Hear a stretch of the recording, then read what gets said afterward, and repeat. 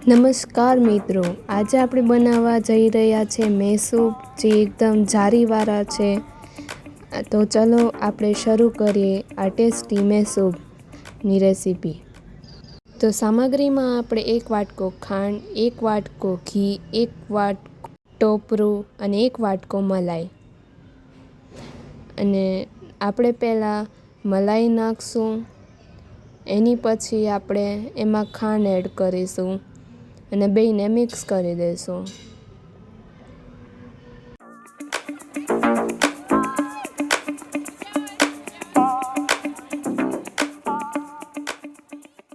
અને હવે એમાં આપણે ટોપરું એડ કરીશું ને ત્રણેય વસ્તુને એકદમ સરસ રીતે આપણે મિક્સ કરી દઈશું।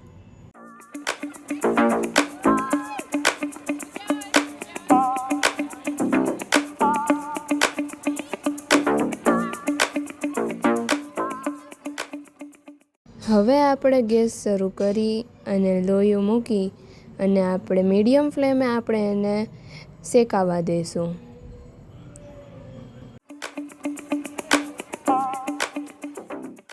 જ્યાં સુધી લાલ ન થઈ જાય ત્યાં સુધી આપણે એને હલાવતું રહેવાનું છે મીડિયમ ફ્લેમે। ત્યાં સુધી આપણે ઘીને ઓગાળવા માટે શરૂ કરી દઈશું।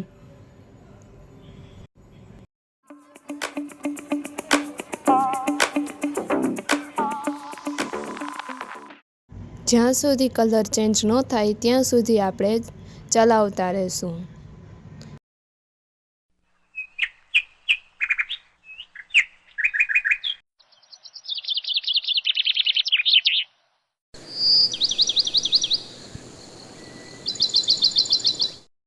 તો તમે જોઈ શકો છો કે આનો કલર ચેન્જ થઈ ગયો છે અને હવે આપણે આમાં ધીરે ધીરે કરીને આપણે ઘી એડ કરીશું અને સાથોસાથ આપણે ચલાવતા પણ જશું વચ્ચે વચ્ચે। ધીરે ધીરે ઘી નાખતા વચ્ચે આપણે તવીથી આપણે ફેરવતા રહીશું। અને હવે જેટલું પણ ઘી બચ્યું છે તે ફરીથી આપણે માથે નાખી દઈશું। તો તમે જોઈ શકો છો કે સરસ મજાની મેસૂબમાં આપણે જારી વળી છે।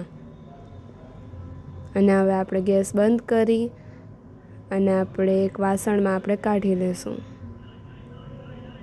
તો તમે જોઈ શકો છો કે ઘી પણ છૂટું પડે છે અને આમાં સરસ મજાની જારી પડી અને માથે એમાં કાજુ બદામની કાતરણ પણ આપણે માથે છાંટશું।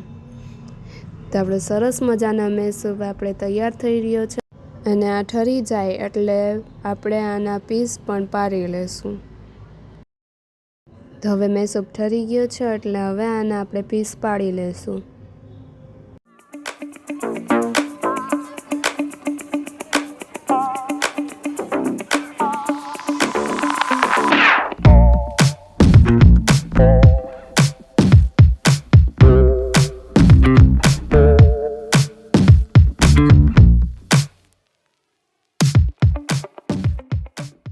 તો આપણે તવીથાની હેલ્પથી હવે આ બધા જે પીસ છે એ આપણે બહાર કાઢી અને આપણે ડીશમાં આપણે મૂકી દઈશું।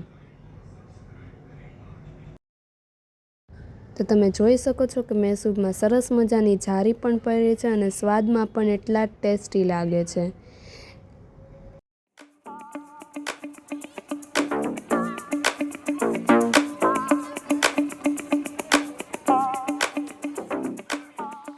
તો આપણે ટેસ્ટી સરસ મજાનો મેસૂબ તૈયાર છે। જો તમને આ વિડીયોની ઇન્ફોર્મેશન સારી લાગી હોય તો વિડીયોને લાઇક, શેર અને સબસ્ક્રાઈબ જરૂર કરજો।